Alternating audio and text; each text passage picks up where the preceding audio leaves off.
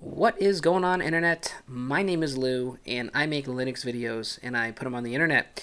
So today I'm going to be giving you guys my full review, my take on Manjaro Linux. So right off the top, let's go to manjaro.org and see what Manjaro itself says about its distribution. So according to the overview or the About section here, it says that Manjaro is a user-friendly Linux distribution based on the independently developed Arch operating system.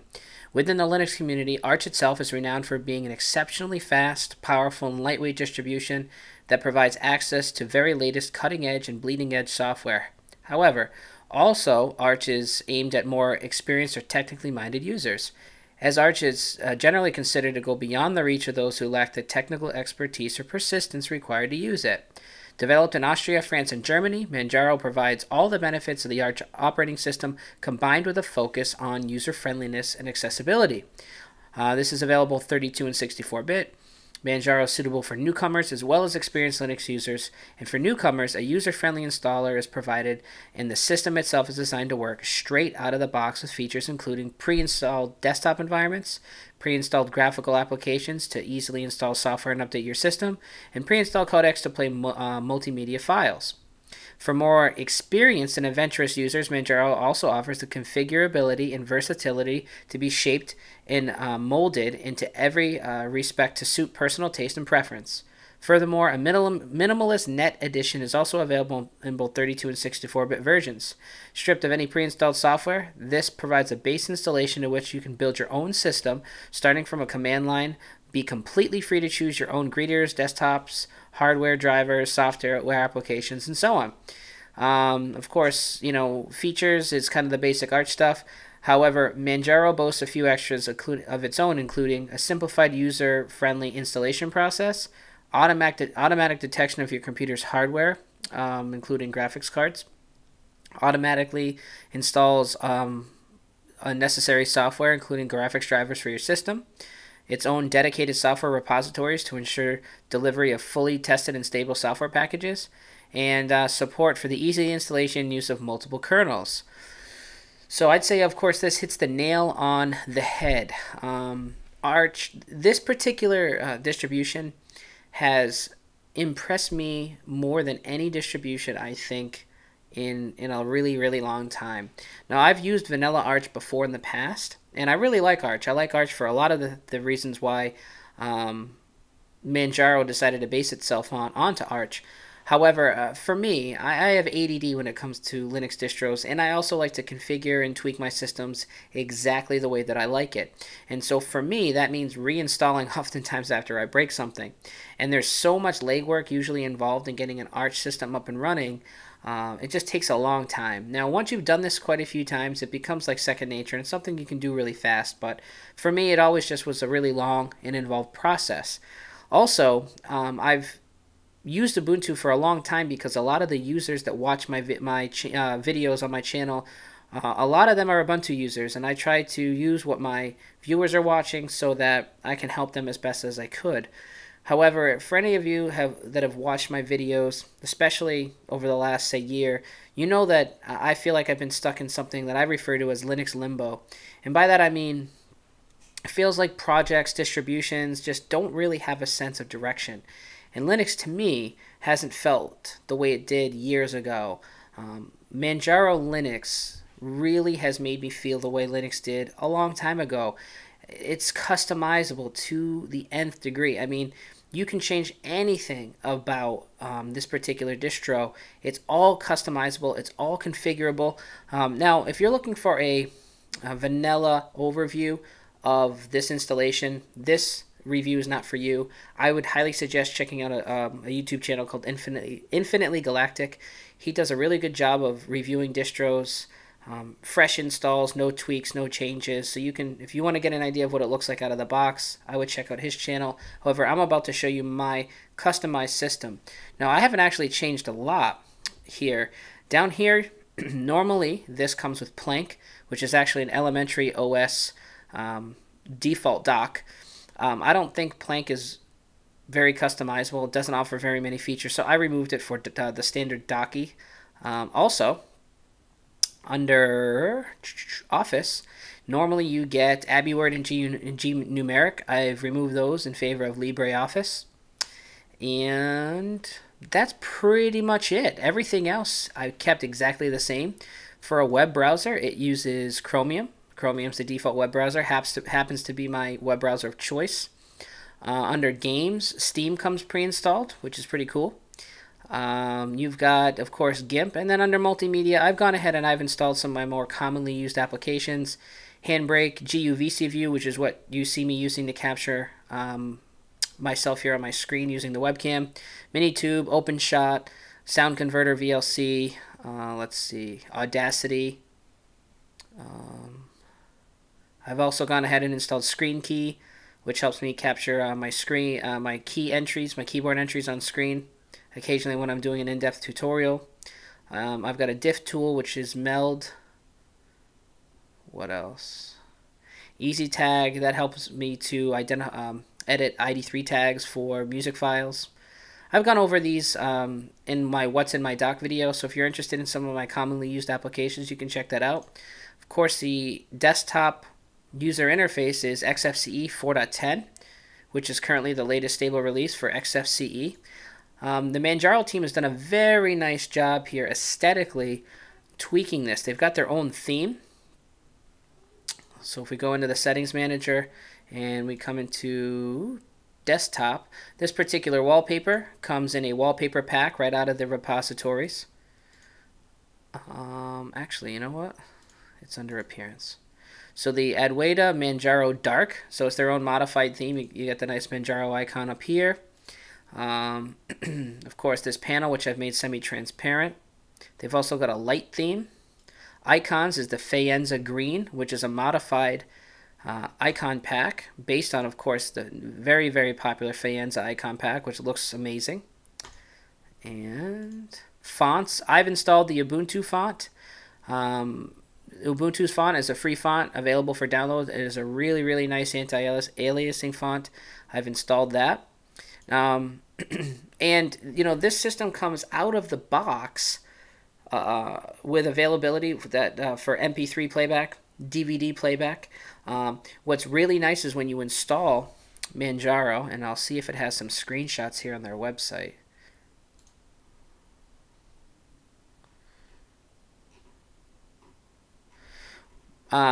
Manjaro has... No, I don't think so.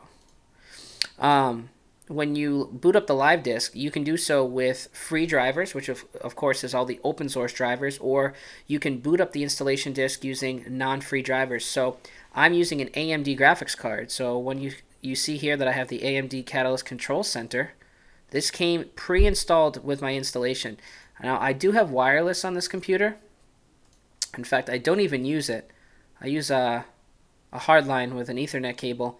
But I do have a Broadcom card in here for Wi-Fi that installed the proprietary driver, which is really nice. So when you actually install this, it'll have the proprietary drivers for your system installed out of the box. So that's nothing you even have to worry about. That's fantastic. You don't have to play with any types of configurations for sound. You don't have to know a lot of obscure packages to install like you have to that you really need to know when you're installing, say, a Vanilla Arch install. This does everything for you. Now, right now they have a GUI installer that's actually in a development release right now, Manjaro 0.8.5 pre-1.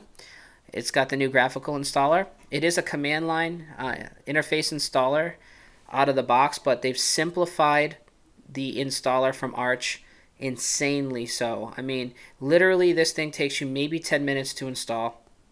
Once you reboot, you have a fully installed system with sound, with graphics, with everything already ready to go. So you don't have to mess with anything. It's fantastic. Your desktop environment, which in this case again is XFCE, straight out of the way, it's ready to go. Nothing you have to do in terms of configuration.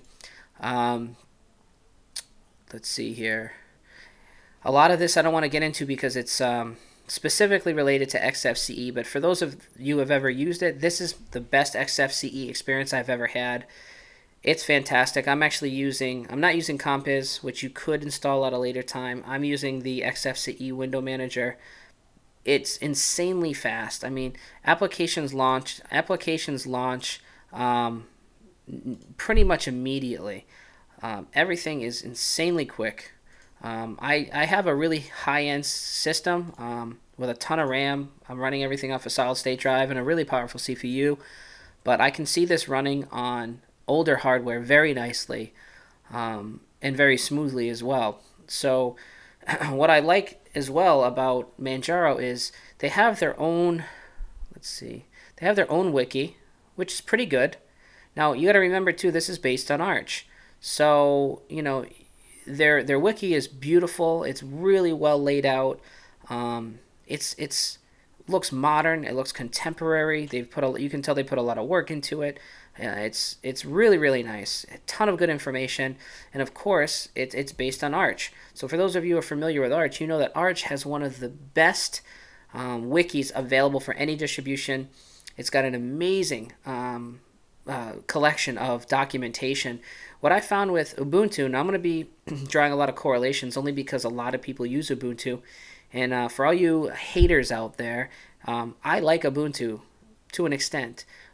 Look at most of my videos. I'm running Ubuntu or an Ubuntu derivative distro. So before you go out there saying I hate Ubuntu and giving me a hard time about it, I don't. However, I'm not a fanboy either. I'm not going to stand behind something that I believe isn't top-notch, that I don't believe in, that's not putting out a good product, that's maybe buggy. I didn't realize how buggy, because I've been using Ubuntu for so long, how buggy the packages are until I got on Manjaro and started using Arch again. The packages are insanely buggy. Now you may get the argument, well, Arch is a rolling release, meaning it'll do snapshots of where the distribution is in terms of packages and libraries and so on, and release snapshots, but you never have to install a new version. It's constantly rolling, and you have a lot of options in terms of software. It offers the most bleeding edge and up-to-date software available. Now, when you say that, people automatically assume unstable. Not the case. I mean, Manjaro actually tests a lot of their packages and puts out stable snapshots and updates.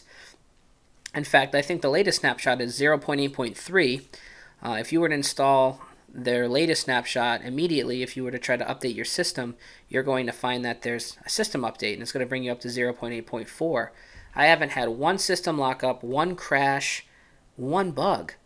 This has by far been rock solid, more solid so than Ubuntu 12.04, their long-term support release. Way less bugs. This has been easier to use than Ubuntu. Manjaro has done an excellent job making this distribution easy, I believe, for anybody to use, even more so than Ubuntu.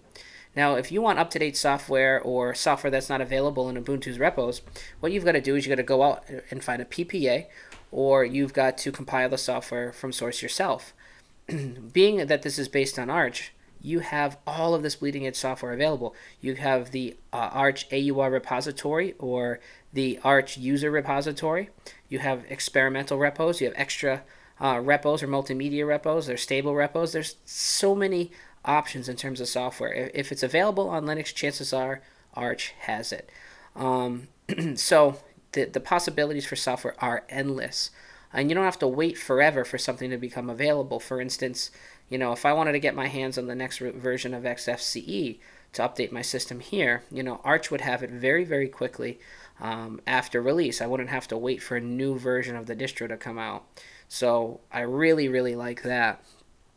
You know, in terms of like aesthetic, again, it looks fantastic. Usability, you know, again, it's going to depend. There's going to be a learning curve. You know, what Manjaro also puts in here. Now, if you of course, Arch uses and Manjaro uses Pacman, which is the package manager for Arch. Learning it is going to be a little bit different as opposed to learning something like apt on Debian or Ubuntu, or learning Yum on Fedora. But what they do is they put in this really nice, you have a software update. So, you know, there's a GUI tool to update your software, or they have something in here, add remove software. So it's a nice kind of graphical user interface for finding software. If you don't want to have to, spend a lot of time learning how to use Pac-Man, which is very easy to use, by the way. This reminds me a lot of the graphical package manager that's included in Fedora, but this is included in Manjaro. So they make finding software pretty easy. The other thing that I think is fantastic in Manjaro is when you after install, come into your home folder and you're going to see this little Manjaro directory. It's got this beginner user guide, Manjaro Linux 0.8.4, and you can go through and they show you how to do common things. It talks about the additions. It talks about burning it, how to burn it to a CD or a DVD or a USB stick, selecting your language, all the installation tips basically. Then, Manjaro has their own hardware detection tool called MHWD. It goes into talking about, that tool and how to use it and the list of commands and, how to automatically install drivers for your graphics card or removing in an already installed driver. It talks about the Manjaro kernels, talks about Pac-Man. Fantastic. Every distro should come with this. I mean, this is awesome. If you're a new user, you just pop this PDF open, and most of the questions you're going to have, you don't have to go out searching on the net or trying to find an answer. Boom, it's right there. And wisely so, they included an XFCE user guide, how to use the interface. Look at this. It's just so professionally done. It's fantastic. This is a really nice 4-page document on how to use the user interface. Love this. Absolutely love it. Everything about it, I think, is just fantastic. I think it's top-notch. They did a wonderful job. So, when you come to the homepage and you see professional and user-friendly Linux at its best, that's the best I can sum it up. This distro has made me excited about Linux again. I haven't felt this way since installing Linux Mint 10 years ago when I was a full-time Mac user. And I remember that distro impressed me so much so, I put my Mac away, I went out and bought a PC and installed Linux Mint 10 on it, and I was just blown away. This particular distro has made me feel that way again about Linux, and I don't feel like I'm in limbo anymore. It's fantastic. Arch is got such a nice philosophy. They have the keep it simple, stupid philosophy. Manjaro has simplified things even more. It makes Arch something tangible for a new user, which I love. They did a great job. So my hat's off to the Manjaro team. If you're looking for a distro, if you're looking for a change, if you feel like you're stuck in Linux limbo, by far, use Manjaro Linux. I highly recommend it. The experience is straight out of the box, fantastic.